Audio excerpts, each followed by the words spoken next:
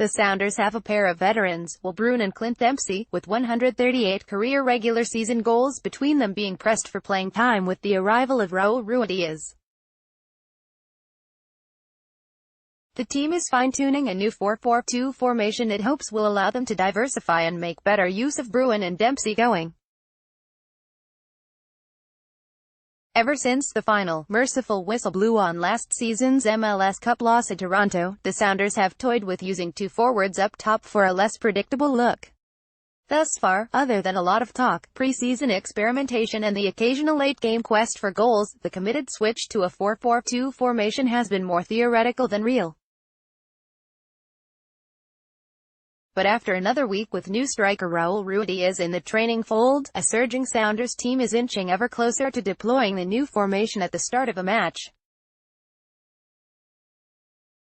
To hear coach Brian Schmetzer tell it, the team so devoted to a 4-2-3-1 formation could surprise folks in coming weeks, perhaps as soon as Saturday in Minnesota, by starting off a match with something different. I think it's still a work in progress with Raul Ruidíaz, and incorporating him with everything in the groups, Schmetzer said Thursday as his team, unbeaten in 6 and just 5 points out of a playoff spot, completed training ahead of their flight to Minneapolis. So, a 4-4-2, what's going to happen in Minnesota? Are we up a goal? Are we down a goal? How all of that manifests itself is probably going to dictate this game. But then, as the games kind of stretch out, in a week, we'll have more time to work in training on our different formations. Schmetzer's words seem to indicate he'll at least wait a bit against Minnesota United FC before switching formations, though, when asked directly, he wouldn't rule out starting the game off in a 4-4-2. The ability to field two formations at any point is likely the biggest remaining element to the Sounders overhauling their team from the one shut down so effectively by Toronto FC in last year's final. In many ways, deploying the 4-4-2 will arguably be more important to the team's success than adding Peruvian midfielder Paulo Hurtado in coming days, or a potential left-back as well. Both those pieces, while upgrading what the team currently has, will be unlikely to make the Sounders as dangerous as a second formation would.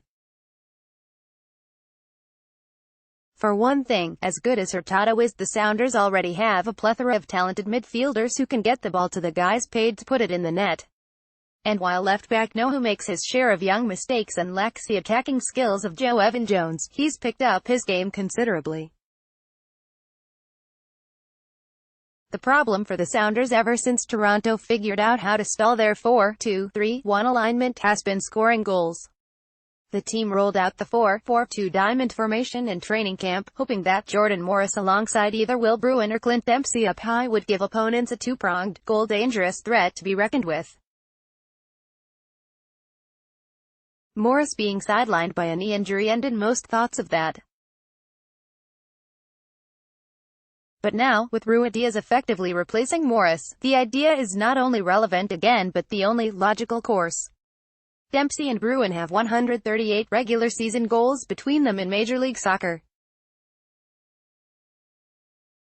The fact Bruin only made it on the field the final 20 minutes or so last Sunday against New York City FC while Dempsey didn't play at all is somewhat of a roster management indictment of the team. The Sounders keep saying they believe Dempsey has more to offer, and they'd better be right, given they've guaranteed him $1.65 million this season, but there's no way to know if he doesn't play. And while Bruin likely can't play 90 minutes too many games in a row, his hold-up skills are a strong complement to the speed and agility of Ruidíaz. Having Ruidíaz occupying more attention from defenders should provide Bruin and Dempsey additional room to operate. Sounders midfielder Nicolas Lodeiro, for one, says Ruidíaz's on-field presence has opened things up for him. The other teams follow him, so I have more space, Lodeiro said. Christian Roldan also has more space.